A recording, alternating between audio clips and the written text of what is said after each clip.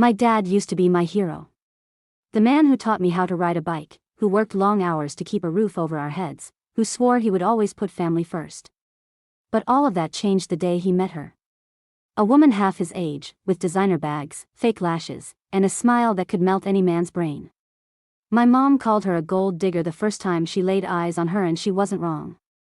Within months, Dad walked out on us, traded his 20-year marriage for this new fling, and left my mom, my little brother, and me to pick up the pieces. But here's the thing about gold diggers. When the money dries up, so does their love. A year later, Dad lost everything: his savings, his pride, his so-called soulmate. And when she dumped him, guess who he came crawling back to? Us. His family, but he wasn't here to apologize. He wasn't here to make amends. No. He wanted something much, much worse. I still remember the night it happened. It was a Tuesday, of all days. My mom had made lasagna his favorite, and she had this hopeful look on her face, like maybe tonight things would feel normal again. But Dad barely touched his plate. He just kept glancing at his phone, screen lighting up every few minutes with texts he tried to hide. Is everything okay? Mom asked, voice soft but heavy with suspicion. He sighed like she was the problem. Like we were the problem. And then, with the coldest voice I've ever heard come out of him, he said, I can't do this anymore. I'm not happy. I've found someone else. The words hit like a truck. Mom's fork slipped from her hand, clattering against the plate. My little brother, only 12 at the time, looked between them like he didn't understand English anymore. And me? I just sat there frozen, waiting for the punchline. Surely he wasn't serious. Surely the man who raised me, who promised us everything, wasn't about to throw it all away for her. But he was. That night, he packed a suitcase. Just one. He didn't even bother saying goodbye properly. He hugged my brother half-heartedly, avoided my mom's eyes entirely, and when he looked at me, it was like he wanted me to understand. Like I was supposed to approve of his new freedom. But I didn't. I hated him for it. The days that followed were a blur of anger and heartbreak. Mom tried to hold it together. She went into survival mode, filling out paperwork, figuring out bills, pretending she was fine. But I could hear her crying in the bathroom late at night, muffling the sound with a towel. My brother stopped eating for a while, then started acting out at school. And me? I picked up 2 part-time jobs just to make sure we didn't drown. Meanwhile, Dad was parading around town with his new girlfriend like he'd just won the lottery. She was young, flashy, dripping in gold jewelry, and never once looked at us like we were human. At one point, I saw them at the mall, her arm hooked through his while she carried shopping bags he clearly paid for. The look she gave me wasn't pity or regret, it was victory. She thought she'd taken everything from us. But she was wrong. The first month after Dad left felt like living in someone else's house. The air was heavy, the silence unbearable. Every chair he used to sit in became a ghost. His toothbrush was gone from the bathroom, but the empty space it left behind screamed louder than his presence ever did. Mom tried to fill the void with routines. She started cooking more cheap meals, stretching leftovers, but she made sure we ate together every night. She kept repeating the same phrase like a broken record, we're going to be okay. We'll get through this. But I could see in her eyes that even she didn't believe it yet. Money was the first mountain we had to climb. Dad had been the main provider, and when he walked out, so did most of our income. The mortgage was suddenly terrifying, bills piled up, and I could see the weight of every overdue notice etched into the lines on Mom's face. I was 18, freshly graduated, and instead of looking at colleges, I was looking at help-wanted signs. I picked up shifts at a local diner, bussing tables, scrubbing floors, and working until my hands stank of grease. I also did late-night stock shifts at a grocery store, dragging my body home just in time to nap before helping my brother get ready for school. Exhaustion became my new normal. But I told myself it was worth it because every dollar I brought in kept us afloat. Mom eventually found part-time work as a receptionist at a dental office. She hated its aid. The fake smiles hurt more than the long hours, but she did it anyway. My little brother, meanwhile, was spiraling.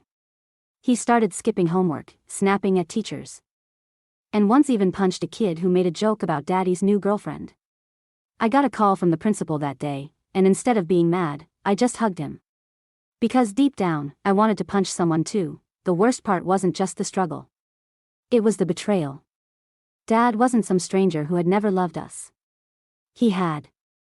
At least, he made us believe he did. And that's what burned the idea that we weren't enough to make him stay. Every now and then, he'd text me. Not to check on us, not to ask how mom or my brother were doing. No, his texts were about appearances. Make sure your mom doesn't talk badly about me to anyone. Tell your brother to respect my choices. Don't make this harder than it needs to be. I wanted to scream at him through the phone. Respect? Respect was earned. And he'd thrown ours away like garbage the second he chose her, but despite all of that, something shifted in us as a family. We didn't crumble, we adapted. We grew closer. Mom and I started having late-night talks at the kitchen table, sipping cheap coffee while she confessed her fears and I confessed mine. My brother began helping out more around the house, mowing the lawn, fixing things, learning responsibility faster than any 12-year-old should have to. We weren't broken anymore. We were healing.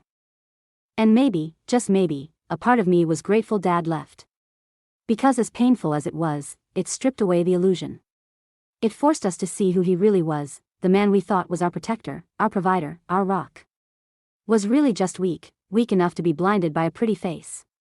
Weak enough to abandon the people who truly loved him, and while we were struggling, scraping by, learning to rebuild our lives, she was out there flashing his credit card for dinners and designer bags, like money could buy loyalty. But money runs out, and loyalty? It has a price. At the time, I didn't know just how quickly his new life would start to unravel. 4 months after Dad left, it felt like he was living in a different universe. One where responsibility didn't exist, and consequences were just rumors whispered by bitter people. I only saw glimpses of his new life mostly through social media, which I hated myself for checking. But curiosity is a powerful poison, and every time I thought I was finally over him, I'd scroll and torture myself with pictures of his shiny new world. There he was, grinning ear to ear at some expensive restaurant, a wine glass raised in celebration. There he was on a weekend trip to the beach, arms slung around her tiny waist, sun reflecting off the ridiculous designer sunglasses he'd never worn before. There he was showing off a new watch, a new car, a new life that didn't include us. The girlfriend, let's call her Vanessa, looked like she thrived on attention. Every post was a photo shoot, her nails on the steering wheel of Dad's new car, her legs crossed at fancy lounges, her lips pouted in endless selfies. And Dad? He looked like a prop in her world. A credit card with a smile. I tried not to look, but the posts found their way to me anyway. Friends would whisper, "Did you see what your dad posted?" Classmates would smirk, "Guess your old man's having fun." Even teachers gave me pity looks, like they already knew the story before I could tell it. And while we were scraping together rent money and living on peanut butter sandwiches, Dad was taking Vanessa on shopping sprees. I remember one night vividly. It was my brother's 13th birthday, and all he wanted was for Dad to come. Mom even reached out, swallowing her pride, and invited him to dinner. He said he'd try. He didn't show. Instead, he posted a picture that night of himself at a rooftop bar, Vanessa in a glittery dress beside him, captioned, "Living my best life." My brother saw it. His face crumbled, and for the first time, I saw something inside him harden. He didn't cry. He just blew out his candles without making a wish. Mom didn't speak to anyone for the rest of the night. I cleaned up the cake plates, fighting back rage so strong I thought I might explode. Because how dare he? How dare he flaunt happiness while breaking us piece by piece? But here's the thing about people like Vanessa: theory never satisfied. No matter how much he spent, no matter how many vacations, no matter how many gifts, she always wanted more. A bigger purse. A fancier dinner. A pricier necklace, and Dad? He kept feeding the machine. I overheard him once when he actually bothered to call my brother. His voice was tight, agitated, but he was trying to sound calm. "Yeah, things are a little tight right now. But don't worry, I'll figure it out." Tight? I thought. This was the man who used to scold us for leaving lights on. Suddenly throwing money around like it was endless. Mom just shook her head when I told her. "He's digging his own grave," she said. And she was right. The first public crack showed about 8 months in. Vanessa posted a picture of herself with the caption, "A queen deserves a king who can provide."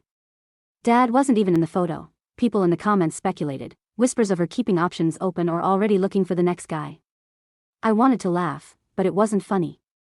It was pathetic, because the man who abandoned us, the man who left his family for this shiny fantasy, was already losing control of it, and deep down, I think he knew it, the way he started calling less. The way his smile in photos looked tighter, forced. The way Vanessa began starring in the pictures while he faded into the background. At the time, I told myself I didn't care. That whatever happened to him was karma, and we were finally free of his shadow. But the truth, a small, ugly part of me did care. Not because I wanted him back, God no, but because I wanted to see it all crash down. I wanted to see the moment the gold ran out, and the gold digger revealed her true face, and I didn't have to wait long. It started small. A late payment here. A bounced check there. Things that might not raise eyebrows if you weren't looking closely. But I was. Because even if I told myself I didn't care about his new life, I couldn't help tracking the fallout like it was a car crash I couldn't look away from. The first time I realized Dad was in trouble was when he called me out of nowhere. Not to apologize. Not to check in. But to ask for money, just a couple hundred, he said, like it was no big deal. I'll pay you back. I laughed. Out loud. The kind of laugh that burns in your throat. Dad, I'm working 2 jobs to keep this house running. I barely have 200 cents to spare. He got defensive immediately. Don't take that tone with me. I'm still your father. Then act like one, I snapped before hanging up. After that, he stopped calling me for a while. But the rumors trickled in from other sources. A friend of Mom's said she saw Dad arguing with Vanessa outside a jewelry store. Another neighbor mentioned his car got repossessed. And when I finally caved and checked his social media again, the flashy posts had slowed down. Instead of rooftop bars and vacations, it was vague quotes about staying strong and blurry photos of cheap dinners. Vanessa was posting less with him, too. And when she did, her captions dripped with passive aggression. One said, "A real man knows how to take care of his woman." Another, "If he can't handle me at my worst, he doesn't deserve me at my best." Translation? She was running out of patience. Mom saw the posts once when I left my phone on the counter. She glanced at them, then handed the phone back with a dry chuckle. Give it time. Women like that don't stick around when the free ride ends. And she was right. The big blow came about 11 months after he left us. I'll never forget it. My brother and I were eating dinner when Dad showed up unannounced for the first time in a year. He looked wrecked. His once pristine shirts were wrinkled, his hair thinner. His face sunken like he hadn't slept in weeks. Mom opened the door but didn't move aside. "What do you want?" "Two just need to talk," he said, voice cracking. For a moment, I almost felt pity. Almost. But then I remembered every night Mom cried herself to sleep, every birthday he missed, every hour I worked to cover his absence. And the pity turned to stone. He stepped onto the porch anyway, ignoring Mom's glare. "Vanessa." She left me. No one said anything. The silence stretched, heavy and suffocating. My brother finally broke it with the bluntness only a teenager can muster. "Good." Dad flinched like the word was a slap. "She didn't understand me," he muttered. "She used me." I crossed my arms. "No kidding. Everyone saw that except you." He looked between us, desperate, like he expected us to welcome him back with open arms. But the thing about bridges since they're burned, the ashes don't rebuild themselves. Finally, Mom spoke, her voice calm but firm. "You made your choice. Now you live with it." He tried to argue, but she closed the door in his face. And for the first time in my life, I saw my father, this man who once towered over us with authority reduced to nothing more than a broken figure on a porch, knocking at a door that would never open again. But here's the part that still chills me. A week later, he came back. Not with flowers. Not with apologies. Not even with humility. This time, he came back with demands. The second time Dad showed up, he didn't bother knocking gently. He slammed his fist against the door like he still owned the place. My brother and I were in the living room, and the sound rattled the picture frames on the wall. Mom didn't move at first. She just sat there, staring at the TV, jaw clenched. Finally, she stood up, muttering under her breath, "He doesn't get to do this." When she opened the door, Dad barged in like he'd been invited. His eyes were bloodshot, his shirt stained, and he reeked of stale beer. Gone was the polished man in expensive clothes. This was a shell, a man stripped of dignity. "We need to talk," he said, scanning the room like he expected us to welcome him home. "No, you need to leave," Mom shot back, but he ignored her. He dropped himself onto the couch, head in his hands, and for a moment I thought maybe, just maybe, he was about to apologize. That he'd finally realized what he'd done. Instead, he looked up and said, "I need money." The silence that followed was suffocating. Mom blinked. "Excuse me?" "I'm broke," he said flatly. "The business deal I invested in went south.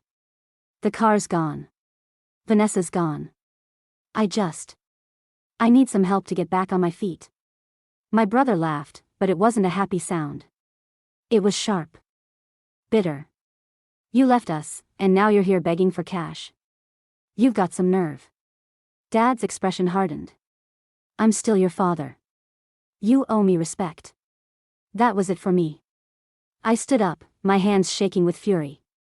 Respect? You threw that word out the second you walked out with her. Do you have any idea what Mom's gone through this past year? What we've gone through? He waved his hand dismissively. I don't need a lecture. I just need some money. Then everything will be fine. Mom crossed her arms, her voice cold. You expect me to drain what little savings we have so you can climb out of a hole you dug yourself? It's temporary. He snapped. Once I get back on my feet, I'll make it right. I almost laughed. He'd been making it right since the day he left, and all it got us was pain, but then he dropped the real bomb. If you don't help me, I'll have no choice but to sell the house. The air in the room shifted instantly. My stomach dropped. My brother sat up straight, eyes wide. Mom's voice was ice. What did you just say? Dad leaned back, crossing his arms like he had the upper hand.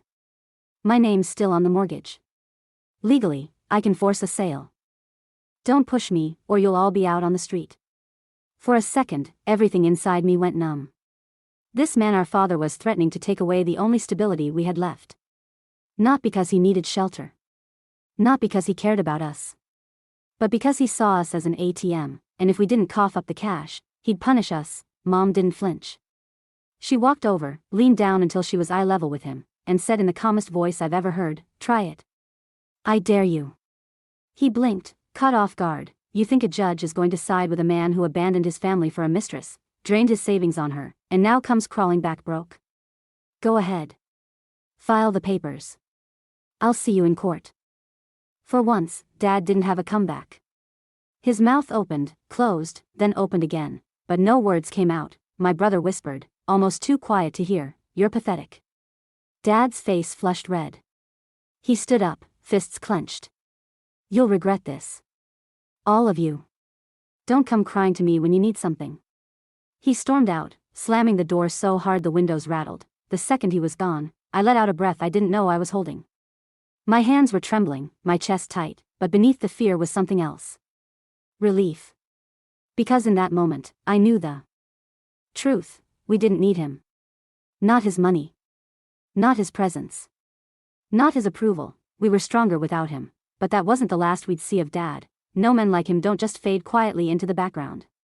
They claw, they grasp, they drag others down with them, and as much as we wanted to shut the door on him forever, life had other plans. Because the next time he came back, he wasn't just broke, he was desperate. It was late on a Friday night when the pounding on the door started again. Louder this time.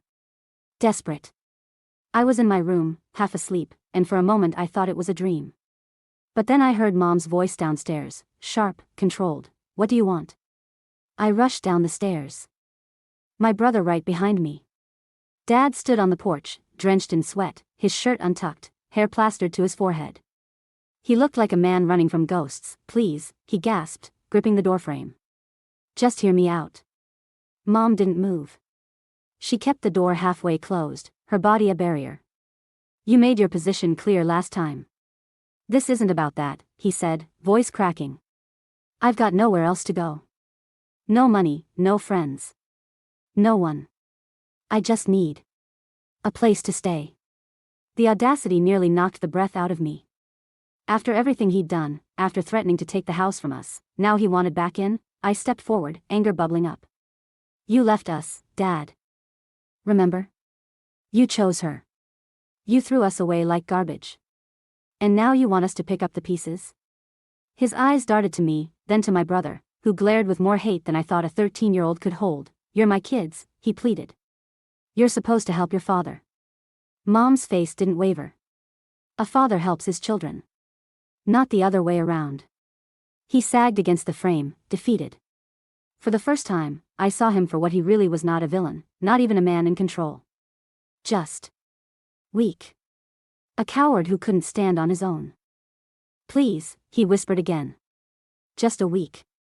Just until I figure something out. For a long moment, no one spoke. The only sound was the hum of the porch light and the distant bark of a neighbor's dog. Then Mom shook her head. No, she said firmly. You made your bed. Now lie in it. She shut the door, but he didn't leave. For hours, he sat on the porch. I could hear him pacing, muttering to himself, sometimes even crying. My brother wanted to call the cops, but Mom said no. Let him wear himself out, she said. He's not our problem anymore. By morning, he was gone, but that wasn't the end. Over the next few weeks, he kept showing up. Sometimes sober, sometimes drunk. Sometimes begging. Sometimes threatening. Each time, Mom refused to let him in. Each time, my brother and I stood behind her, a wall of silent defiance. It was exhausting. I wanted to scream at him to vanish, to disappear from our lives forever. But deep down, I knew why he kept coming back, because we were the last safety net he had, and when people like him run out of options, they don't accept responsibility. They latch onto the ones they once abandoned, hoping for scraps of forgiveness. One night, though, he crossed a line. He showed up with papers in his hand, waving them around like some kind of victory flag. If you won't help me willingly, he snarled, then maybe the courts will make you. Mom snatched the papers and skimmed them. I watched her face tighten, her jaw clench. You're filing for control of the house? Dad's eyes gleamed with bitter triumph. It's half mine. Legally. You can't just cut me out. I felt the blood drain from my face. This house wasn't just walls and a roof, it was the only thing keeping us together. The thought of losing it, of being forced out by him, was unbearable. But Mom didn't flinch. She shoved the papers back into his chest. Go ahead. Try. I've got a year's worth of proof that you abandoned your family. Proof of your mistress, your spending, your threats. You think a judge will give you sympathy? You'll be laughed out of court. For once, Dad didn't have a retort. He just stood there, papers trembling in his hand, rage and fear battling in his eyes. Then, for the first time, he looked small. Pathetic. Like he finally realized he had no power left. You'll regret this, he whispered, voice shaking. All of you. And then he stormed off into the night. That was the last time he tried to fight us legally, but it wasn't the last time we saw him. Because a few months later, I got a phone call that would change everything. It wasn't from him, it was from the hospital. The call came on a rainy Tuesday afternoon. I was at work, wiping down tables, when my phone buzzed. The number was unfamiliar, but something in my gut told me to answer. Is this the daughter of Dad's name? A woman's voice asked. My chest tightened. Yes. Why? This is County Hospital. Your father was admitted last night. We need a family member to come down. For a moment, the world tilted. My first thought was, good. Maybe this is what he deserves. But then guilt crept in because no matter how much I hated him, he was still my father. I called Mom on the spot. Her silence on the other end spoke volumes. Finally, she said, we'll go. But we're not doing it for him. We're doing it for closure. The three of us walked into the hospital together that evening. The sterile smell, the harsh fluorescent lights, it all made my stomach churn.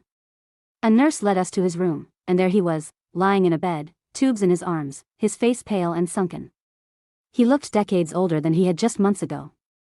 The man who once strutted around with pride was now reduced to a fragile body tethered to machines. When his eyes fluttered open and landed on us, something flickered across his face, relief, maybe even shame. You came, he rasped. No one responded. Mom stood at the foot of the bed, arms crossed. My brother sat in the corner, jaw clenched. I hovered by the door, unsure if I wanted to stay or bolt. He licked his lips, his voice hoarse. I know I messed up. I made mistakes. But I need you now. The audacity of it almost made me laugh. Even on his deathbed or close to it still framed everything around his needs. Mom's voice was steady, though her eyes glistened. You didn't just make mistakes. You abandoned us. You threatened us. You put us through hell. He winced, but didn't deny it. I was stupid. Blinded. I thought she loved me. Vanessa? I scoffed. She loved your wallet. His eyes filled with tears. She left the second I went broke. Haven't heard from her since. Good, my brother muttered under his breath. Dad's hand trembled as he reached out, but no one moved closer. Please. I don't want to die alone. The room went still. His words hung in the air like smoke, thick and suffocating, and in that moment, I realized what he really feared. It wasn't losing money. It wasn't losing the house. It wasn't even losing Vanessa, it was dying without the people he'd betrayed. But sympathy didn't come. Not from me. Not from Mom. Not from my brother. You made that choice, Mom said softly. When you walked out that door, you chose to be alone. He shook his head weakly, tears spilling. I thought I'd always have you. No matter what. Family forgives. I stepped forward, my voice shaking with fury and finality. Family forgives when someone shows remorse. Family forgives when someone makes amends. But you never did.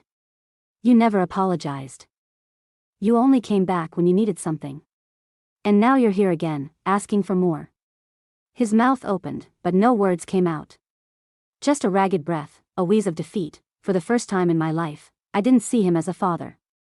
I saw him as a man flawed, selfish, and broken. We didn't stay long. Mom leaned down, whispered something in his ear that none of us heard, and then we left. The next morning, the hospital called again. Dad had passed in the night, and just like that, it was over. No dramatic reconciliation. No teary apologies.